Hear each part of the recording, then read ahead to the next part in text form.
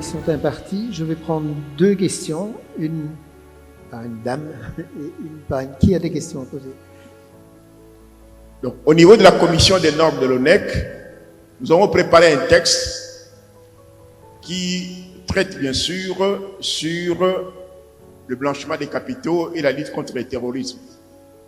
Étant donné que nous sommes parmi les assujettis de cette action de blanchiment, nous avions soumis à notre organe fêtière, qui est la CNRF, pour que nous puissions recueillir leurs avis afin que nous puissions réorienter le texte dans un sens comme dans un autre et pour nous assurer que nous avons pris en compte l'ensemble de toutes les préoccupations basées sur la loi de 2022 et qui nous permettrait de pouvoir asseoir cette nouvelle norme. Donc ça fait effectivement depuis 2023 que cette norme a été soumise pour examen et avis de la CNRF. Cette norme n'est jamais rentrée, disons, au niveau de l'ONEC. C'est la raison pour laquelle je voudrais profiter de cette tribune pour que la CNRF puisse éventuellement nous répondre afin que nous puissions aller de l'avant en ce qui concerne cet outil très important de dispositif de lutte contre le blanchiment et la lutte contre le terrorisme. Merci. Ce n'était pas une question, mais oui, bien sûr.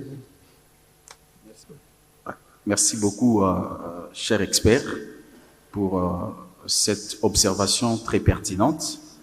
Je crois que, comme vous le savez, le pays a été inscrit depuis octobre 2022 sur la liste grise du GAFI, donc la liste des juridictions des pays sous surveillance renforcée.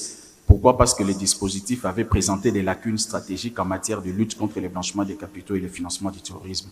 Alors, il y a un plan d'action que nous sommes en train de mettre en œuvre et les délais sont stricts. Alors, c'est depuis 2023, mai 2023, il fallait mettre en œuvre pas mal d'actions.